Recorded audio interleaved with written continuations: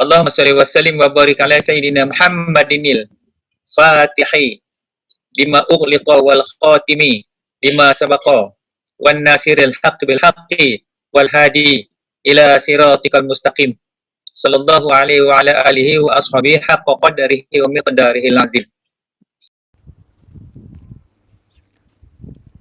Bismillah, masya-Allah. Allahu akbar. Alhamdulillah. Wassalatu wassalamu ala asyrafil anbiya'i wal mursalin wa ala alihi wa sahbihi ajma'in. Allahumma salli ala sayyidina Muhammadin abdika wa rasulika nabiyil ummiyil wa ala alihi wa sahbihi barik sallim. Amma ba'd. Alhamdulillah. Syukur kepada Allah. Sekali lagi malam ni kita kuliah musim kuarantin, kuliah di musim wabak COVID. Nama yang diberi. Jadi semalam kita dah panjang lebar, kita dah bincang tentang tajuk kita malam ni mabadi. Masih lagi saya nak cuba habiskan tentang mabadi ilmu tauhid. Jadi sebelum kita pergi ke mabadi tu, kita nak bincang sedikit tentang solat tarawih. Tak sempurna rasanya kalau kita di bulan Ramadan ni tak solat tarawih.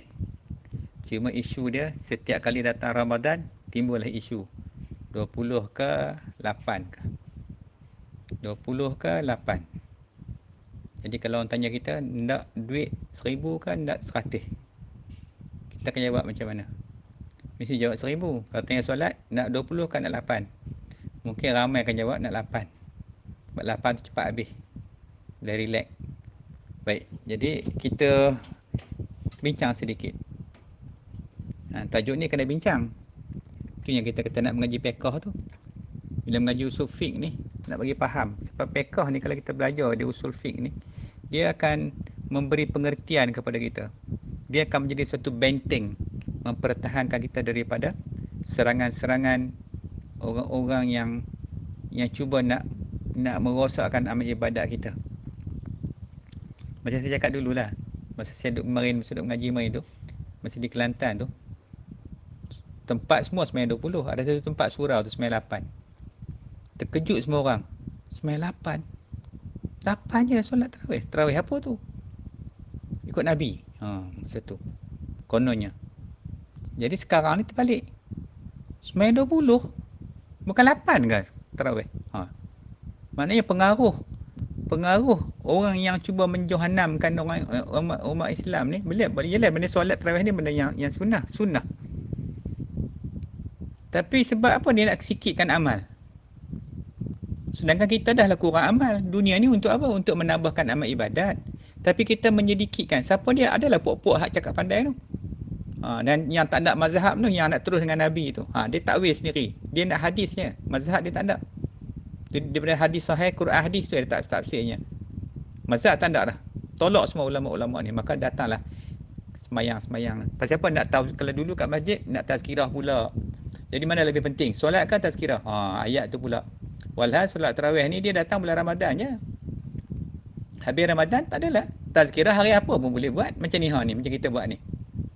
Dah selewat pun malam ni. Boleh tak salah kan? Habislah dulu 20 ke? Tu persoalan ni. Okey. So jadi kita lihat semua kitab tarikh yang dituliskan dan hadis bersepakat bahawa pada zaman Rasulullah sallallahu alaihi wasallam, solat tarawih ni belumlah dikenal seperti sekarang ni. Tak terkenal sangat masa tu. Jadi sebagaimana hadis diriwayatkan oleh Imam Bukhari dan Imam Muslim, solat untuk menghidupkan malam-malam bulan Ramadan adalah dipanggil qiyamul Ramadan. Jadi Nabi bersabda, nak kata apa? Kata Nabi, man qama ramadana imana wahtisaban ghufira lahu ma taqaddama min zambih. Siapa yang berdiri di bulan Ramadan kerana iman dan mengharapkan pahala, nescaya diampuni dosanya yang terdahulu. Jadi hadis riwayat Bukhari dan Muslim. Jadi dekat sini kita lihat Sampai Nabi sebut dalam hadis orang yang berdiri solat bulan Ramadan. Kemudian kita lihat ini cerita dalam ni lah, saya petik sedikit lah macam mana ulama dia huraikan. Dalam kamus Al-Ma'ani dijelaskan bahawa kata tarawih, yang kata solat tarawih tu merupakan bentuk jamak dari kata-kata tarwihah, di mana makna asalnya adalah duduk. Asal tarwihan ni duduk. Lalu kata tarawih diistilahkan untuk duduk beristirahat setelah mengerjakan 4 rakaat qiyami Ramadan. Qiyam Ramadan ni. Sebab tu kenapa? Sebab apa kena duduk? Jadi sembahyang ni dia panggil apa? Tarawih, sembahyang bersenang lenang, bersenang-senang, bukan bersenang lenang, bersenang-senang. Maknanya tak ada paksaan. Jadi tak payah duduk terekam buat sampai nak puluh 20 juga malam tu contohnya kan. Boleh buat relax-relax buat 4 rakaat. Santai dulu. Boleh istirahat. Dia sembahyang yang tak ada paksaan, boleh istirahat. Buat 4, rehat. 4, rehat.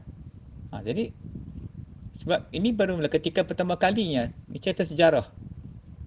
Nak tahu sejarah. Tak tahu sejarah tu dia jadi kacau bilau tu. Pada zaman Khalifah Umar Al-Khattab ni orang pertama sekali untuk melaksanakan solat tarawih, mereka buat berdiri lama, rokok sujud dengan sangat lama sekali sehingga mereka diberi kesempatan untuk beristirahat selepas 4 rakaat. Bila dah habis lama sangat berdiri, rokok, sujud, maka mereka ni diberi kesempatan. Jadi itu Omar yang mulakan tu. Sebab bacaan mereka baca tu, kalau Quran tu, kalau dia baca satu juzuk. Sebab tu dalam solat yang paling aula kita nak baca surah tu walaupun pendek tapi lengkap. Qul ya ayyuhal kafirun, sampai habis. Pendek tapi lengkap. Kalau kita baca surah Baqarah boleh, tapi kena habislah satu juzuk malam tu. Laratkan kita nak berdiri. Jadi para sahabat Nabi ni mereka sanggup. Kita pula lain nak canggih sangat. Pasal ramai boleh budak tahfiz. Kadang-kadang budak tahfiz tu kita tanya dia, kamu tahu tak rukun tu rukun ni. Rukun tak tahu macam mana kamu jadi imam. Pasal nak baca surah je punya pasal. Sedangkan imam ni ada syarat dia. Nak tengok alimnya di mana syarat jadi imam ni. Kalau imam lantikkan yang memang masjid lantik tu lain lah. Ni kena panggil import. Mesti ni budak-budak tahfiz bakat berebut lah pergi jadi imam tarawih. Dia pandai baca Quran, yang lain tak pandai. Masalah ni sebab kena tengok balik. Dia bukan soal masalah budak tu budak tahfiz, nak tengok dia punya kelayakan dia tu, kepahaman dia. Sebab syarat-syarat jadi imam dia syarat, tengok balik syarat jadi imam pada alim dia kat mana. Kalau ada orang tak, yang ni ahli fiqh dulu. Kalau ada orang alim tauhid, dia tauhid kena nak imam. Kalau ada orang alim tasawuf, orang tasawuf kena jadi imam walaupun suara dia tak sedap. Pergi warak dia tu. Tu kaedah dia nak jadi imam ni. Bukan pasal boleh baca je. Kesyukuran dia, tawaduk dia. So jadi mereka ni diberi masa yang panjang untuk berehat. Maka dia panggil solat bersenang-senang. Jadi tak ada paksaan. 4 boleh rehat balik, 4 berehat balik. Okey, jadi gitu. So, jadi ini kisah yang kita boleh kongsi kan. Kita boleh kongsi bagaimana solat tarawih tu dia bermula. Okey, nanti kita sambung balik kejap lagi. Wallahu a'lam. Baik, alhamdulillah. Kita sambung sikit lagi. So jadi solat tarawih ni dia merupakan amalan yang dipilih oleh Rasulullah SAW untuk menghidupkan malam-malam bulan Ramadan. Meskipun statusnya sunnah, tetapi ia sangat istimewa. Kenapa? Sebab dia tak ada kat bulan lain. Tadi kita dah sebut, dia hanya ada bulan Ramadan sahaja. Jadi masalah nak tazkirah tu boleh buat waktu lain ataupun lepas pada sembahyang tarawih tu. Tapi sebab masalah tak tahu apa jadi, kalau nak buat juga, buat 8 je betul nak ngaji. Memanglah kita tak nafi kan, mengaji memang kena mengaji. Tapi kat mana sunnah dia tu? Ini masalah bila kita tak ada ilmu usul fiqh ni, jadi gitulah. Kita melelau, merata ikut orang tu datang ustaz ni cakap. Kita sendiri nak hujah tak berani, kita tak kerti, tak tahu, serah kat ustaz je lah, ikutlah ustaz mana datang pun. Ustaz datang pula macam paduk dah. Malam ni ustaz ni, malam esok ustaz ni, tak tahu siapa dah, kita mengikut je. Tapi bila kita mengaji je, kita dah mula faham. Sebab tu dia jadi benteng, dia jadi sempadan kat kita. Ini yang ni macam mana ni ustaz, ni benda ni dah lain ni, ni fahaman apa ni. Kita boleh hujah balik sebab kita faham ilmu. Tak adalah kita minta radak ikut apa orang sebut. Jadi kenapa? Sebab ada keistimewaan dia bulan Ramadan, sebab ada keutamaan dia. Seperti diampunnya dosa-dosa sebagaimana hadis yang Nabi sebut tadi. Orang yang bekerja dengan dengan iman. Jadi sebenarnya solat tarawih ni nak berdiri, nak tegak dia, nak semayang dia tu kena ada iman. Dia buat semayang tu dengan iman. Tapi kenapa kita menidakkan rakaat dia tu? Kita nak buat pendek-pendek. Sebab makan dah banyak. Bila makan banyak, dia jadi tak larat. Jadi letih nak semayang tu. Makan boleh, makanlah patut-patut. Berpada-pada lah makan tu. Bukan tak pergi makan, memang buka puasa makan. Kita sama kita orang awam. Kan, orang awam ni dia peduli apa? Dia kira buka puasa dia nak makan je. Baik, jadi selain pengampunan dosa, ada manfaat lain yang akan diperolehi oleh orang yang mengerjakan solat tarawih ni. Iaitu manfaat kesihatan. Yang ni kita tak nampak. Sebab tu kita tengok oleh bulan puasa dengan bulan tak puasa. Bulan puasa kita rasa walaupun letih, tapi kita sihat. Contohnya begini, macam mana sihat dari segi kesihatan? Contohnya enzim yang selalu duduk dalam perut kita, duduk tunggu makanan tu, bila tiba bulan Ramadan kita puasa, enzim ni dah tak ada kerja dah. Dia dah tak proses makanan dah. Jadi dia akan bergerak dalam seluruh darah dalam sistem badan kita. Dia pergi, dia detox, dia cuci. Sebab tu kalau mula-mula puasa 2-3 hari tu pening amat-amat, sakit kepala letak tu hala jadinya. Bukan sebab sakit, sebab proses detoksifikasi sedang berlaku. Itu contoh dari segi kesihatan. Sebab tu puasa ni kita rasa sihat bulan puasa walaupun letih. Bulan lain kita makannya, jadi enzim tu duk kerja tunggu makanan tu pagi petang, pagi tengah hari, petang malam, duk melayan ke makanan. Dia tak sempat nak detox dalam badan kita. Bila kita puasa je, maka di proses detoksifikasi itu sedang berlaku. Itu contoh. Jadi sebagaimana yang kita buat ikut sahabat. Kalau kita buat tak ikut sahabat, tak adalah dapat fadilat kesihatan tu. Sebab tu sahabat dulu dia mengerjakan solat tu lama. Kalau siapa yang bisa pergi Mekah bulan Ramadan tu, bolehlah layan dah tengok satu malam satu juzuk. Malam pertama tu Al-Baqarah paling panjang, surah paling panjang. Punya lamanya tunggu, menggeletar kaki habis. Tu nak habis dah lah lambat solat, dia balik rumah dulu maghrib, lepas buka puasa, tu datang balik lewat, baru dia solat. Maknanya tu sebab dia raikan Ramadan tu. Kita ni rai juga tapi nak tidur cepat. Bukan kita ingat nak beribadat, bulan Ramadan bulan beribadat. Sebab tu bila kita makan kurang, kita mata tak ngantuk sangat, kadang nak tidur payah. Nak tidur ni kadang-kadang pasal susah kan? Bukan saya susah, pasal kita bulan ni dia lain. Bulan selalunya syaitan banyak. Saya nak sembahyang ni syaitan datang cucuk. Tidur. Pergi ngantuk. Bulan ni payah nak ngantuk sebab syaitan kena tangkap. Baik, kemudian apa kelebihannya? Menurut Imam Abi Hanifah, kita lihat Imam Syafi'i, Imam Ahmad, Imam Malik, ini pendapat lah. Dan dalam salah satu pendapat mereka ni, jumlah solat tarawih yang Rasulullah buat adalah 20. Itu yang jelas lah. Yang jelas. Yang rajih itulah yang jelas. 20 rakaat. Bahkan kalau dilihat di masa zaman Khalifah Umar bin Abdul Aziz, solat tarawih ni sempat dikerjakan sebanyak 30 rakaat. Khalifah Abdul Aziz dia merintah tak lama.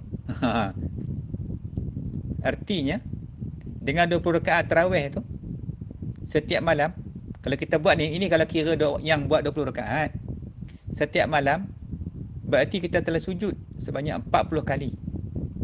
Satu malam sujud kita 40 kali. Jika solat tarawih dikerjakan selama 30 hari penuh, maka ada 1200 kali sujud yang kita dah buat. Dahsyat ni. Maknanya 1200 kali kita dah sujud. Ini kalau mengikut imam 4 mazhab ni. Kemudian datang sekarang ni 8. Tinggal berapa kali sujud? Kalau 20 rakaat, kita dapat 40 kali kali 2. Kalau 8 kali 2 pun 16 kali. Kali dengan 30, berapa je? Okey, ni persoalannya. Kemudian kita nak bincang balik benda ni, kita bincang tak apa. Bukan kita nak hukum itu tak, ni benda sunnah. Tak mau buat pun tak apa, tak ada masalah. Sebab kenapa kita buat? Jadi yang katakan tarawih tu 20. 8 tu tak ada sebut pun. Tapi datang pada mana pula yang 8 tu dia katakan tarawih tu 8? Sedangkan sahabat, ulama-ulama 4 mazhab ni semua dia kata tarawih tu 20. Nak Umar pun kata 20. Sampai kat kita jadi 8. Kononnya Rasulullah tu buat. Ni cerita orang pakai hadis tu kan. Dia lompat pada kepala atas pada ulama-ulama. Ulama tu dah hurai siap dah. Dikatakan bahawa yang sebelah tu sebenarnya bukannya Nabi buat tarawih, itu witir.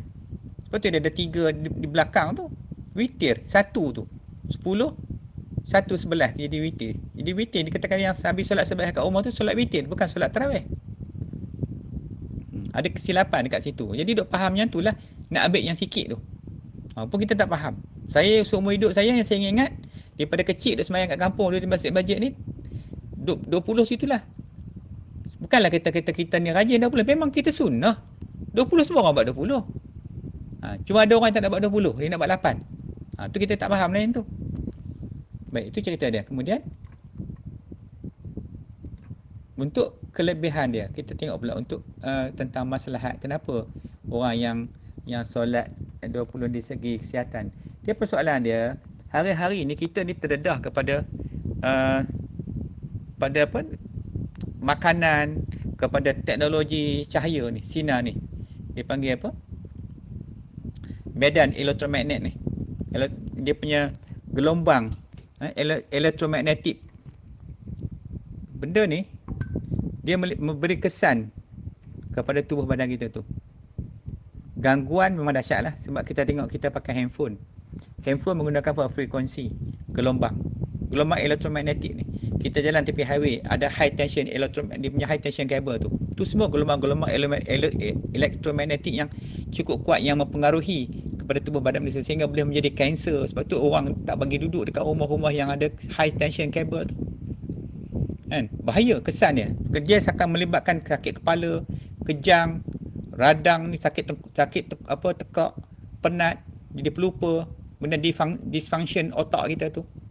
Kan? Ini semua punca-punca daripada kesan-kesan medan-medan tu yang ada. Tambah lagi kita main handphone, duk cakap, duk tengok orang hari sehari berapa jam tengok handphone. Pasang kat telinga lagi kan. Dengar telinga. Jadi kalau kita tak tahan, dia akan kena penyakit tu. Penyakit stres, sebabkan sakit kepala, badan tak selesa. Kita ingat kenapa? Jin ke? Pergi Tok Bomo. Bomo kata, kamu kena rasukan ni. Walhal duk main frekuensi yang tinggi, gelombang yang tinggi. Jadi ini yang mengakibatkan kesihatan terganggu tubuh badan kita. Maka bila datang bulan Ramadan, bila kita bersujud dengan sujud yang lama, maka proses sujud yang lama tu, yang semalam 40 kali tu, sebulan 1200 kali sujud tu, apa jadi ketika kita sujud? Manusia ni bila dia sujud, ketika itu dia paling hampir dengan Allah Subhanahu Wa Taala. Waktu ketika manusia dekat dengan Allah ketika dia bersujud. Maka ketika sujud tu, dari segi sains kalau kita lihat, kan, masa sujud tu benda-benda ni akan dikeluarkan daripada tubuh badan kita. Aliran darah akan jadi cantik dalam badan balik. Maka dia akan recover balik, restructure balik dalam sistem badan kita. Kemudian bila kita sujud, karbon dioksida yang ada dalam darah akan semakin bertambah ketika kepala condong ke bawah. Tu. Yang ni pula jadi apa?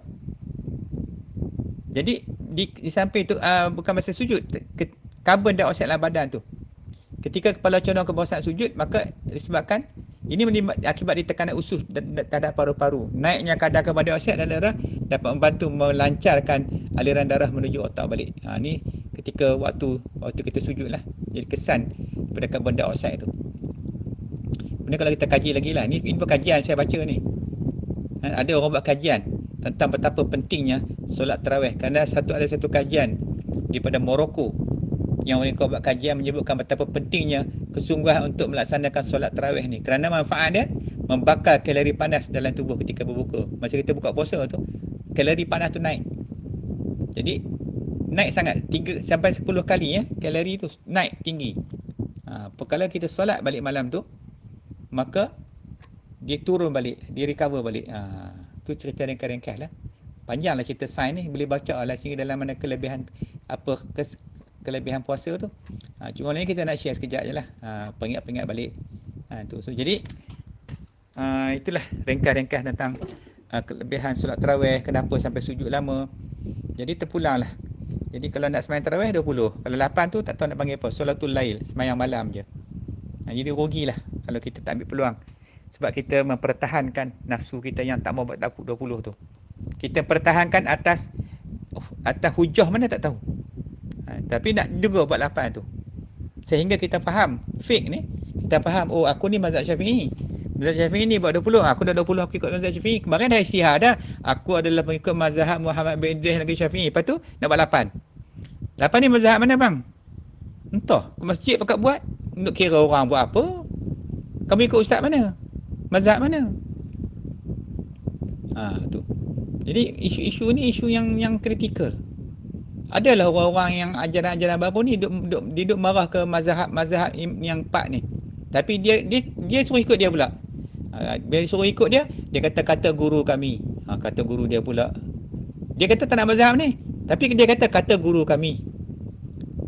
Guru kami siapa? Dia sebutlah simpulan ni. Dia bawa keluar orang daripada mazhab yang Syafi'i ni kepada mazhab yang lain. Lagi bahaya. Bila dia kata guru kami, tu mazhab lah tu. Dia ikut. Ada tok guru dia yang bukan mazhab Syafi'i ni. Tu mazhab lain lah pula. Jadi, bawa keluar daripada mazhab Syafi'i, bawa lari pergi pada mazhab yang lain pula. Kita yang bodoh ni, tak kerti ni, betul juga 8 je. Nak ikut Nabi. Kita mengaji tak habis. Mengaji nak untung kat kita je. Tu. Ini kisah tentang. Benda dia bergaduh lah. Setiap kali datang Ramadan, inilah kelahi. Tak habis-habis tengok tahun depan bergaduh pula.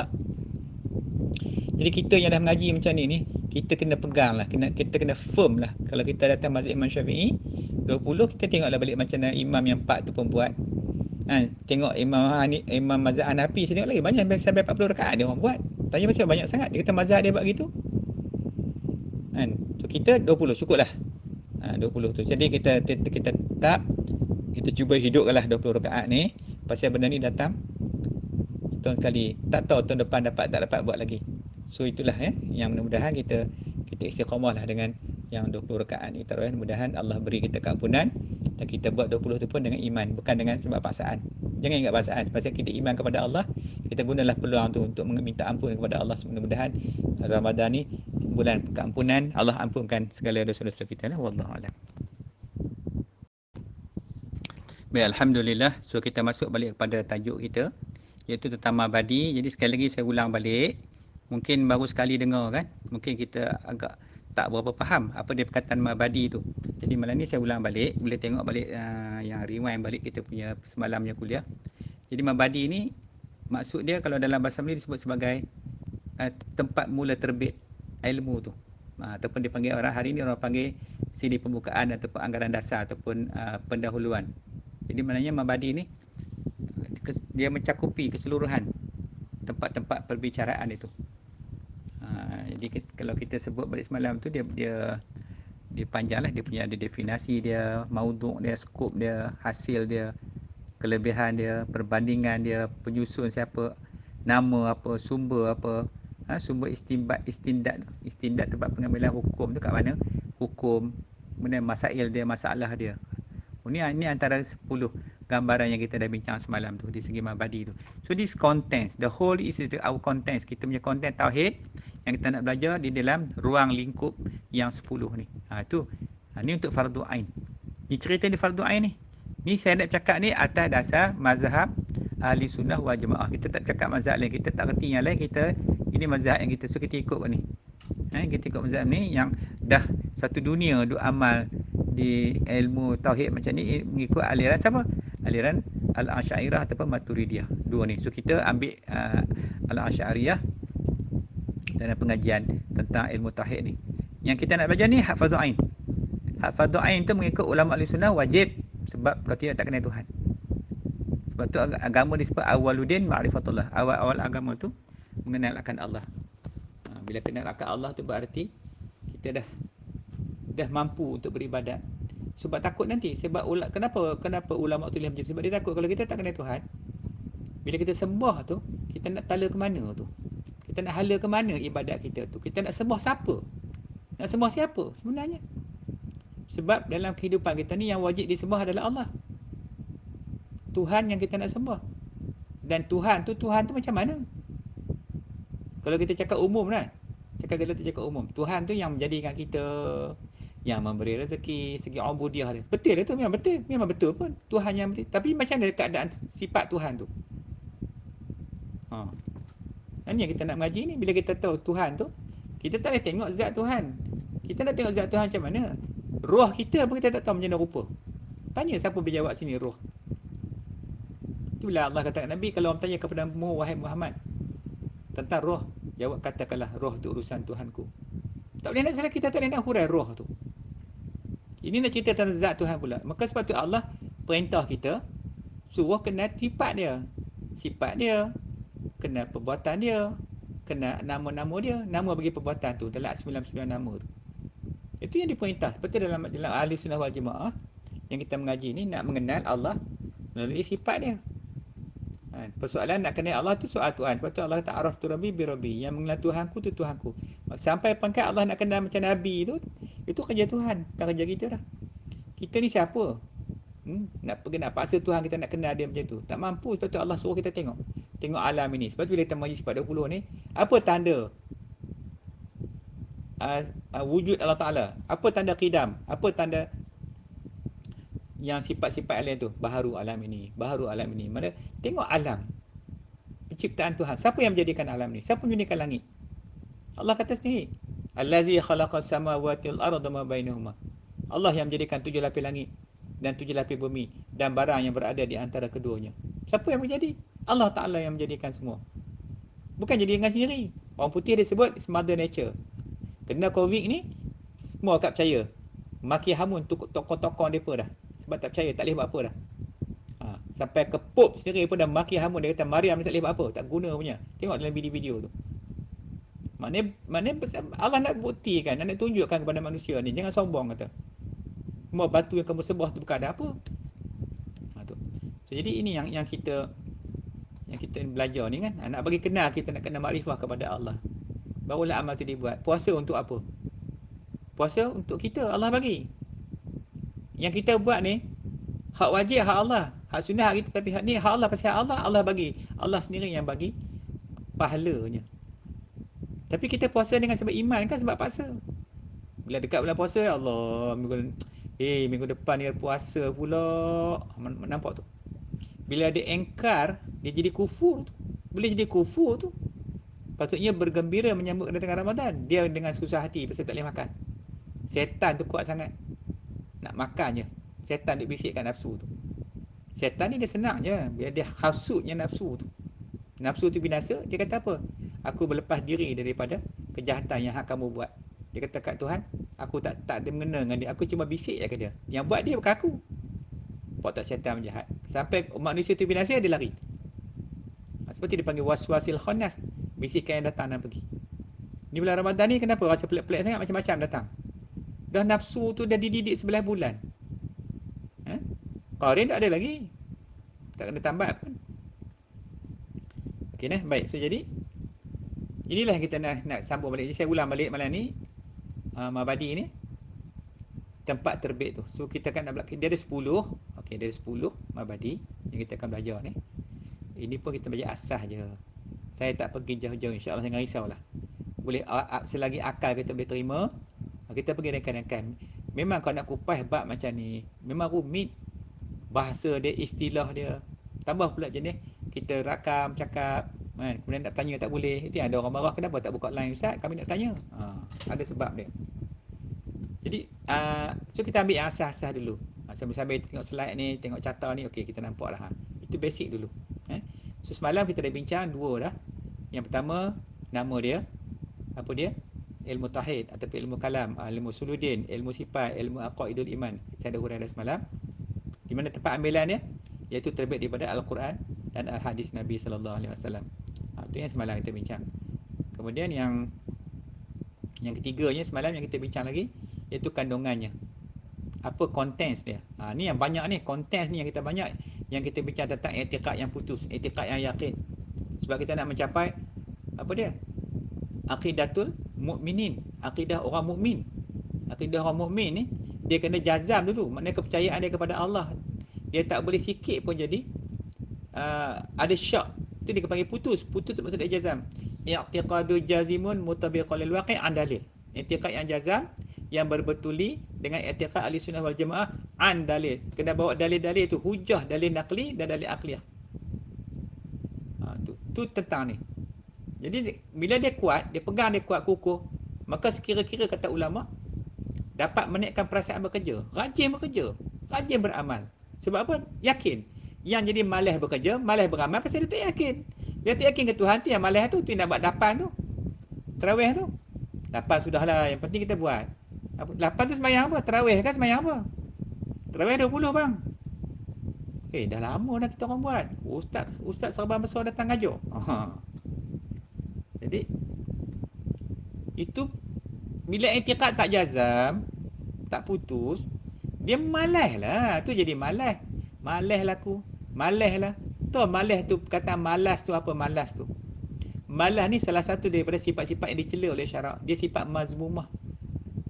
Orang mukmin dia tak ada istilah malas. Malas tu dia lontar buang dah.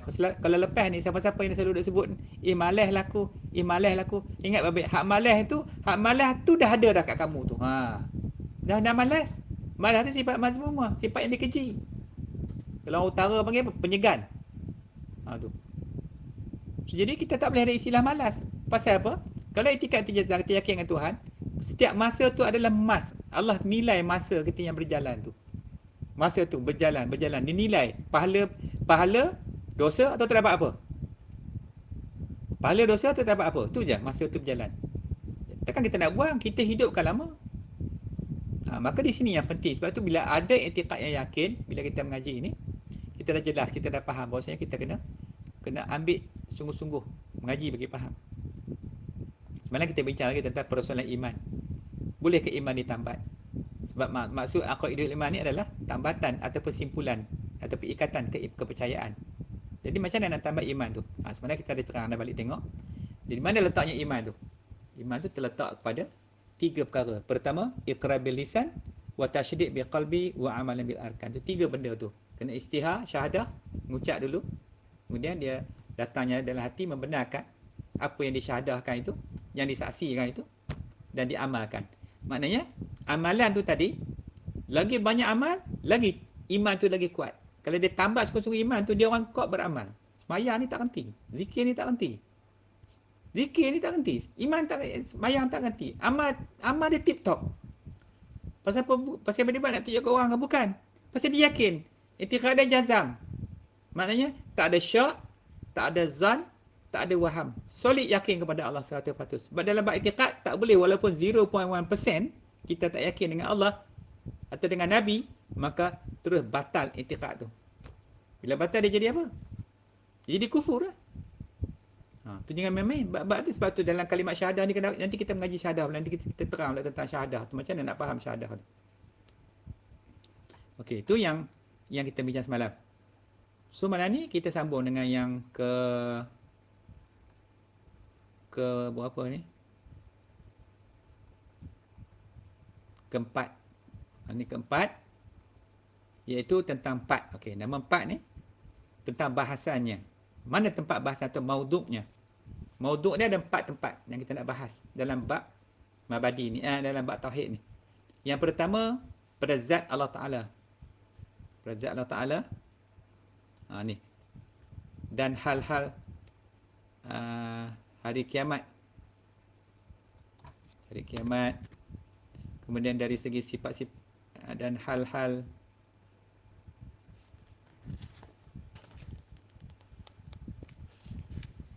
dari segi sifat-sifat yang wajib, yang wajib baginya, sifat-sifat yang wajib baginya, yang mustahil atasnya, dan sifat yang harus padanya. Ni pada yang zat Allah Ta'ala. Maknanya saya ulang balik, apa yang kita nak bahaskan ni, iaitu pada zat Allah Ta'ala dari segi sifat yang wajib baginya. Sifat yang wajib bagi Allah, sifat-sifat yang mustahil atasnya, dan sifat yang harus padanya. Itu yang bahagian pertama. Okey, bahagian yang keduanya, iaitu pada zat Rasul-Rasul. Pada zat Rasul pula, dari segi sifat. Dari segi sifat-sifat yang wajib baginya, sifat mustahil atasnya, dan sifat yang harus padanya. Itu yang bahagian kedua. Kemudian yang ketiganya, kita nak bahas apa?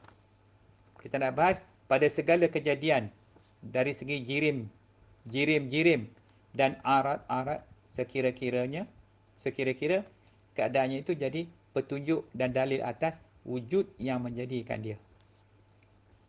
Tu pasal jirim ni, nanti sekejap lagi saya terang lebih sikit lagi pasal jirim ni. Dan yang keempat pada segala pegangan dan kepercayaan dengan kenyataan yang didengar daripada perkhabaran Rasulullah seperti hal-hal syurga, neraka dan hal-hal yang hari kiamat ataupun dipanggil perkara sam'iyat. Ini antara 4 maudhu', 4 bahasan. So, bila kita sebut pada zat Allah Ta'ala ni, maknanya pada segala sifat-sifat Tuhan yang wajib. Berapa sifat Tuhan yang wajib? Ini yang masuk dalam bab yang katakan sifat 20 tu, yang orang nak barah sangat mengaji bab ni. Dituduh sesat lah macam-macam lah kita mengaji ni. 20 sifat yang wajib. Sebenarnya sifat Allah Ta'ala ni, kata ulama, tak terbilang banyaknya. Sifat Allah Ta'ala tak terbilang. Cuma ulama-ulama ni ambil pendekatan 20 ni cukuplah, memadai dah bagi kita mengaji untuk dapat kenal akan Allah Ta'ala Tuhan yang kita sembah tu. Memang insya-Allah kalau siapa mengaji ni, dia tahulah macam mana nak kenal Allah Ta'ala tu. Walaupun 20 tu pun jenuh nak boleh faham, nak ngapel lagi sifat wajib mustahil. Wajib mustahil. Kalau otak dah pencet ni, kau teruk lagi. Benda sakit pula lagi teruk, tengah-tengah duduk ngapel, pening kepala, darah tinggi naik. Kecil manis pula naik, kolesterol pula naik, dah lagi pening. Lepas tu mulalah mata silau lah, tak nampak lah kalau dah tua sangat. Tapi tak apalah, kita ni kira tawakal ya, tua kemudian niat azan kita, ya Allah aku macam mana aku nak ngaji juga. Boleh ke tak boleh nombor 2. Yang penting aku ngaji. Besok kalau kau tanya aku esok di akhirat, aku ngaji tapi macam mana aku ngaji masa tua. Dah pencet dah. Sifat yang wajib dan sifat yang mustahil. Berapa sifat mustahil? Dia senang je. Wajib lawan dia mustahil. Wajib lawan dia mustahil. Dan sifat harus padanya, itu pada zat Allah Ta'ala. Yang kedua, iaitu tentang pada zat Rasul. Dari segi sifat-sifat dia pula. Ni wajib. Berapa sifat wajib bagi Nabi, lawan dia mustahil. Dan berapa sifat bagi Nabi. Tu. Yang ketiganya pada jirim.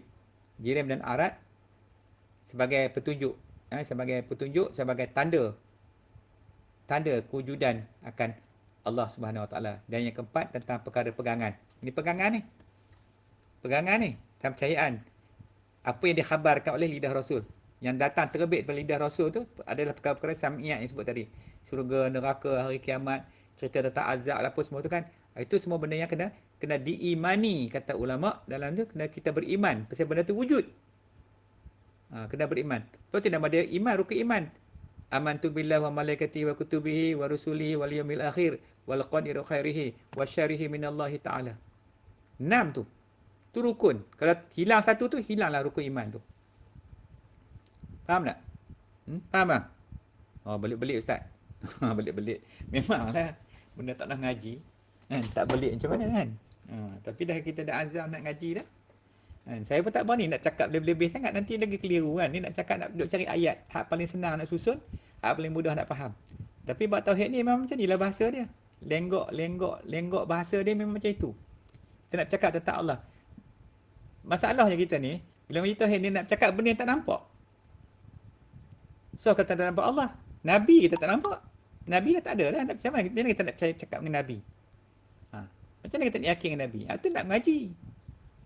Cerita tentang sifat Tuhan. Tapi tanda-tanda itu ada. Tanda-tanda kewujudan Allah tu ada. Baharu alam ini ada kan? Ada. Betul dengan Nabi. Quran sebagai mukjizat Nabi. Hadis mukjizat Nabi. Mana ada Nabi? Jadi kita kena ngaji. Sebelum ni memang blur lah. Blur sakal lah. Bab-bab macam ni. Tak masuk hidup tak nak ngaji. So, jadi 4 ni. So insyaAllah. So nanti saya sambung balik selepas ni. Macam mana nak memahami selebih lanjut lagi tentang perkara-perkara ni. So jadi yang pada ini maudhu' lah, tempat bahasan dia. Di mana tempat bahasan kita? Mana kita nak bahas, nak hujah, nak mengaji macam ni. Pertama kita akan mengaji berapa sifat yang wajib bagi Allah. Yang pertamanya yang budak-budak menyanyi kat solat tu. Allahu wujud qidam baqa mukhalafatuhu lil hawadisi qiyamu bi nafsihi wahdaniyah qudrah irada apa semua tu. Tu bahasan dia lah tu. 20 sifat tu kita akan nak bahas macam mana dia katakan wujud, macam mana dia katakan qidam, macam mana dia katakan baqa, macam mana dia katakan mukhalafah. Dulu kan saya dah cerita macam mana kisah ulama tu. Sampai dia nak mati tu sebab dia terlalu bergantung dengan ilmu ni pun. Yang ni pun tak ada gantung sangat, sebab tu dia kena ambil pada had fardu ain je. Dia sebab kenal Tuhan kaedah macam ini mengenal dengan akal. Sebab kita akan belajar sampai tu peringkat kita tak pakai akal lagi dah. Mana masa ketika itu kita mula mengenal Tuhan dengan Ainul Basirah. Kita akan pergi satu level lagi. Tapi nak pergi level tu, dia kena ada asas foundation yang mantap dari segi akal dia dulu. Kena pergi hukum akal dulu ni. Tidak tak lepas ke atas tu. Dia dah faham di sini, dia nak pergi kepada kata tu lagi untuk mengenal Tuhan tu dengan rasa hati dia, dengan Ainul Basirah dia. Maka ini semua penting ilmu ni. Supaya dia tak sesat dalam perjalanan dia menuju Tuhan. Sebab alam ni terlalu luas. Kalau kita nak masuk seorang-seorang boleh sesat larat. So kena hati-hati ya. Sebab kita nak kena mengaji. Kena mengaji dulu. Kaedah ni dia bagi hukum akal dulu. Lepas tu dalam bahasa dia ada hukum adat, ada hukum syarak kat situ. Macam banyaklah benda-benda yang kita nak bincang dalam ni nanti. Itu tajuk dia. Nanti insya-Allah kita sambung balik. Wallahu a'lam. Baik, alhamdulillah. So tadi saya dah sebut kita nak sebut sikit tentang perkataan jirim, jisim, jauhar dan arat tu. Ini dalam perbahasan ilmu tauhid nanti kita akan bertemu dengan perkataan-perkataan macam ni sebab nak bagi membezakan tentang dalil yang mengatakan Allah Ta'ala itu laisa kamitslihi syai'un wa huwas samiul basir.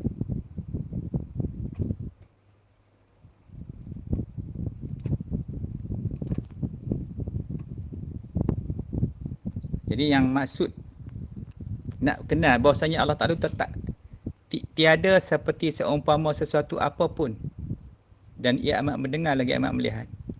Itu yang selalu kita sebut perkataan ni cukup masyhur dah dalam istilah tauhid ni. Dia sebut tu Allah Ta'ala tu tak sama. Laisa kamitslihi syai'. Syai' ni itu dah yang ditafsirkan berbagai-bagai rupa oleh macam-macam orang lah. Kalau yang tak mengaji tu. Kalau yang mengaji tu dia faham lah. Itu yang timbulnya kadang-kadang dia berkata ayat tu Ar-Rahman 'alal 'arsy istawa tu Allah bersemayam di singgasana arah Allah tu duduk atas langit tu atas arah tu. Tapi macam mana kedudukan itu yang layak bagi dia, bukan yang macam kita duk faham tu Tuhan bertempat sedangkan Tuhan ni tak ada tempat bagi dia. Okey, itu yang. Kemudian yang kita nak mengaji ni, yang kita nak faham ni tentang kata ni bagi orang yang mengaji yang pakar-pakar fizik. Fizik dia retilah bab ni. Kan dia banyak jirim, jisim dalam sebutan-sebutan ilmu fizik. Maknanya orang mengaji ilmu tauhid ni hebat pasal dia kena mengaji fizik. Kira kalau doktor-doktor mengaji fizik ni kalau banding dengan orang ilmu tauhid ni sama standard dia. Sebab dalam orang mengaji tauhid kat pondok pun mengaji fizik. Tapi bukan dalam istilah fizik. Tapi kataan sama je. Jirimnya, jisimnya, jauharnya, aratnya disebut dalam tu. Itu benda-benda dalam fizik. Jadi ilmu tauhid ni kalau orang mengaji ilmu tauhid dia mengaji fizik sekali. Tapi ada asas fizik much better lah. Okay, so jadi apa yang kita nak belajar ni dan saya nak bagi pendekanan sikit bagi faham ni. Sebab ini menunjukkan tentang alam.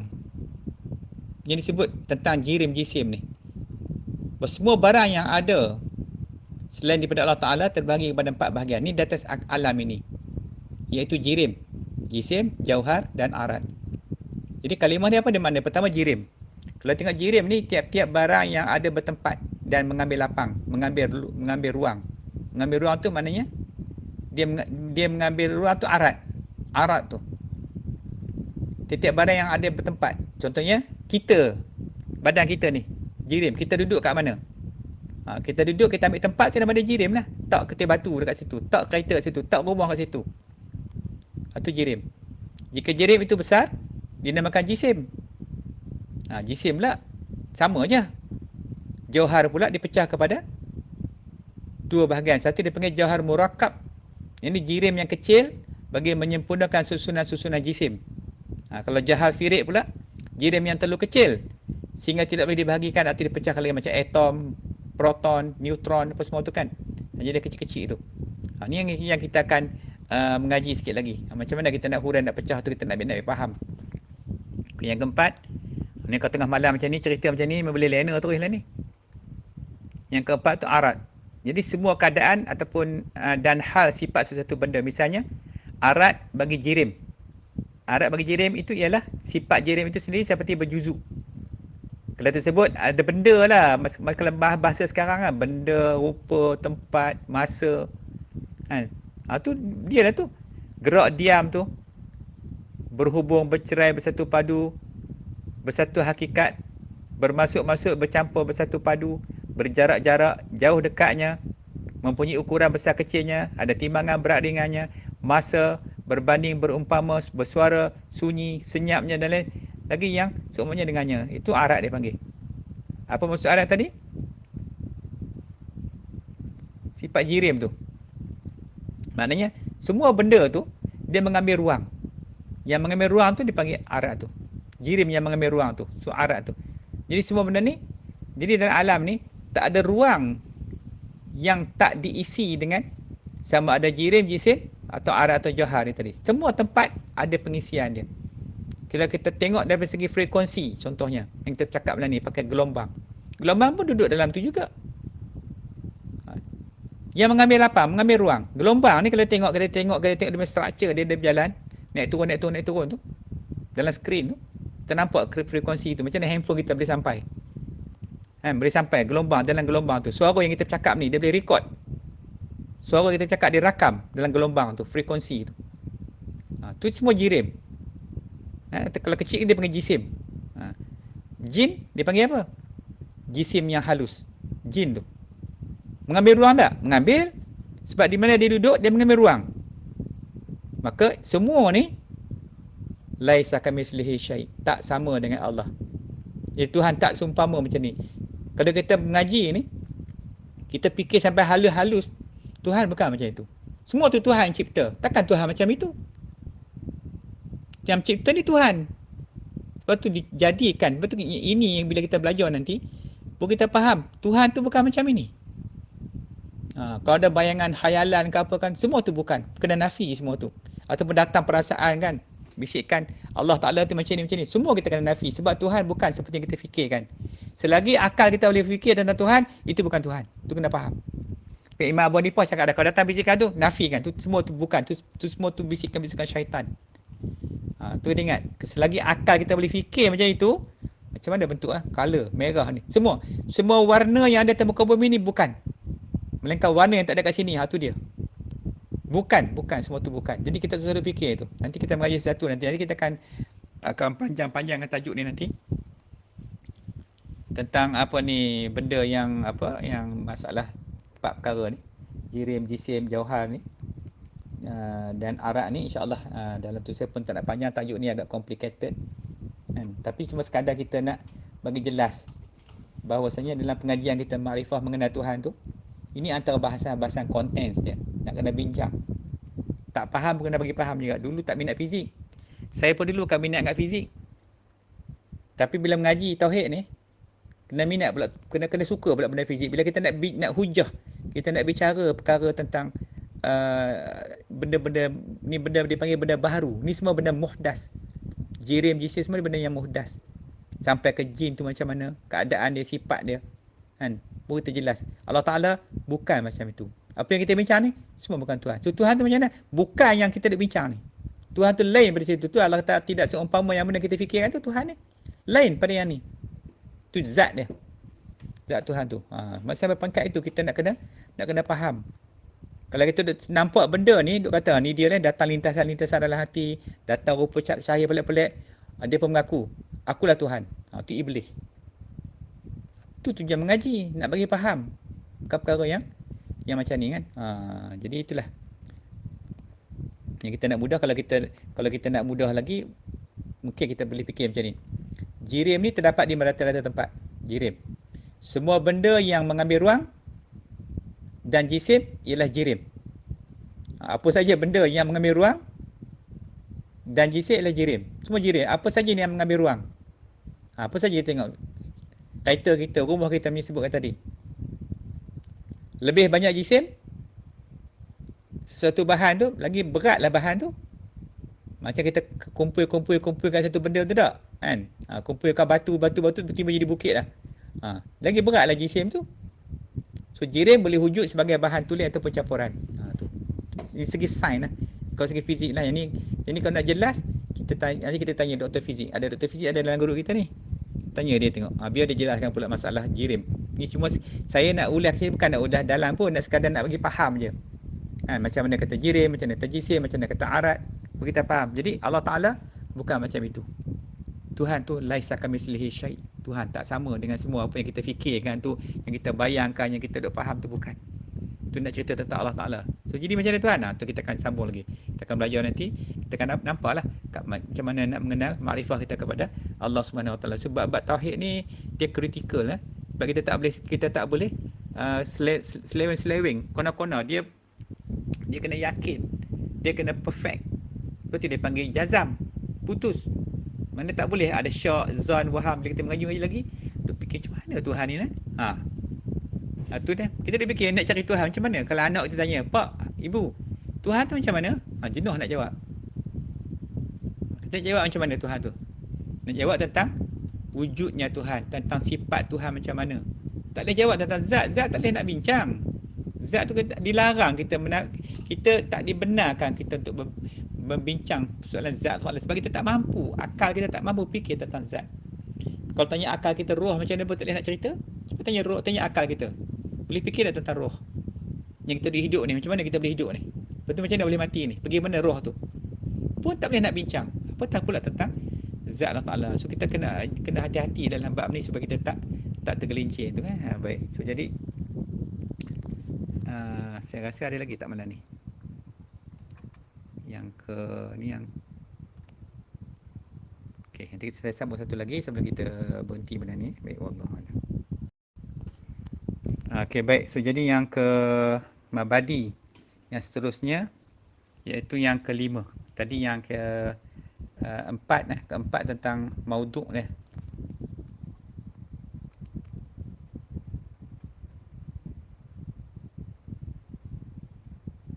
Tentang tempat bahasan dia. So yang ini tentang faedah ilmu ni. Apa faedah ilmu ni pula? Apa kita dapat mengaji ilmu ni? Boleh jawab tak? Itulah malam lah Ustaz, ngantuk lah Ustaz malam-malam ni. Kalau orang Kelantan kata bol lah weh. Cukup lah tu. Tapi tak apa, benda ni dia berakam, besok boleh dengar lagi.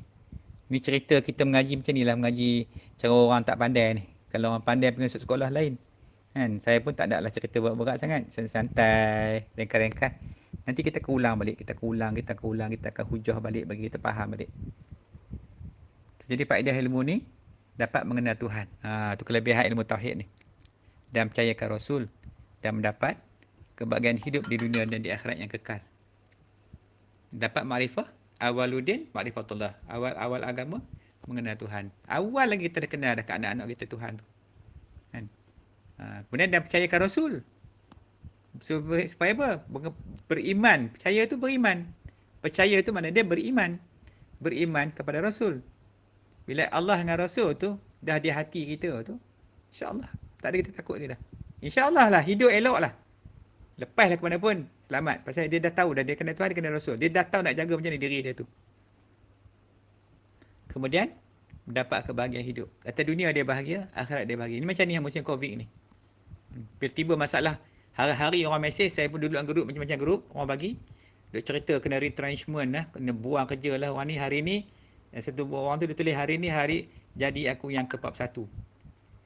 Lepas tu, company dia tak segamak nak bagi surat retrenchment.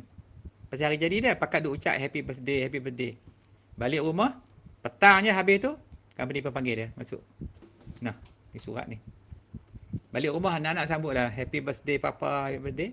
Dia pun tunjuklah ke anak-anak dia, ni dah surat papa dapat hari ni, harilah kerja. Mana kita nak terima keadaan tu? Dalam keadaan kita senang, ada pendapatan, ada gaji, tiba-tiba kita kena buang kerja. Kepada siapa nak mengadu? Tapi kalau kita beriman dengan Allah, dengan Rasul, kita berpegang kepada prinsip rezeki Allah yang bagi, bukan company aku yang bagi. Mungkin Allah kata kamu takat ni yang duduk di sini. Sebab dia, asbab dia datang COVID-19 ni. Maka datang COVID, maka kamu terpaksa diberhentikan. Allah nak letak tempat yang lain balik. Sebab rezeki tetap Allah akan bagi. Jangan takut. Allah akan bagi rezeki. Tak ada orang yang akan mati tanpa rezeki. Sebab ini janji Allah. Allah cipta kita tu dia bagi. Tak ada tulisan rezeki untuk kita tu. So tu yang itu. Okay, yang pertama. Ini tentang faedah. Jadi maknanya dengan cara kita mengaji, kita dapat kenal Tuhan. Bukan kita bukan jadi orang, kita bukan jadi muqallid. Muqallid ni orang yang bertaklid. bertaklid ikut orang lain. Lepas tu ilmu macam ni kena mengaji, kita tak boleh. Dia bertaklid ni pada peringkat awal je bab tauhid ni. Dia bukan boleh bergantung dengan iman orang lain. Kita mengaji dengan tok guru kita, tok guru tu alil macam mana pun, kita kena bergantung dengan dia. Sampai bila kita nak kita orang tanya akan mengenai Tuhan macam mana? Aku mengaji dengan ustaz tu. Tak boleh. Sampai tu peringkat, kita kena cerita sendiri, kita kena hujah sendiri. Sebab kena Tuhan ni kena individu. Dia bukan konsep apa ni kena duduk untuk guru tu, iyalah dia ngajar kita. Dia bimbing kita supaya kita sampai kepada Tuhan, supaya kita makrifah kepada Tuhan. Itu kerja tok guru. Tapi kita tak boleh berpaut bergantung dengan yang kena, dia tu kena Tuhan macam-macam ni, kita tak boleh ikut macam tu. Kita sendiri kena kenal Tuhan.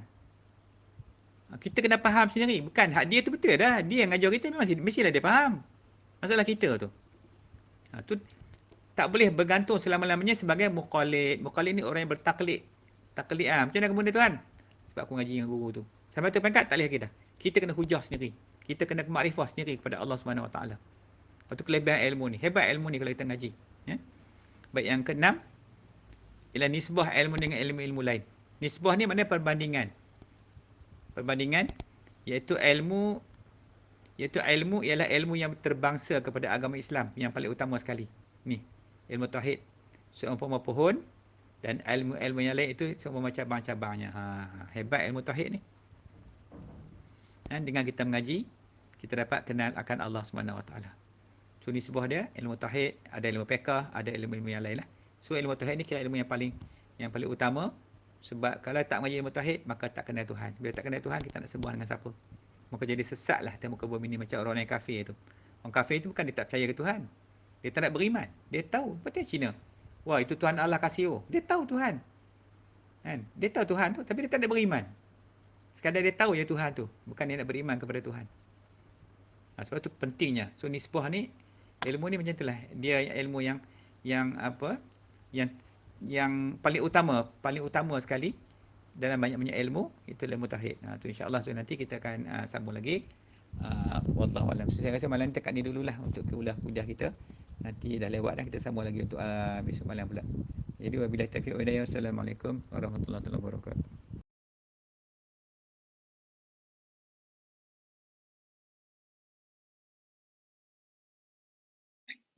Allahumma salli wa sallim wa barik ala sayyidina Muhammadinil Fatihi lima ughliqa wal khatimi lima sabaqa wan nasiril haqqi bil haqqi wal hadi ila siratikal mustaqim sallallahu alaihi wa ala alihi wa ashabihi haqqa qadarihi wa miqdarihil azim.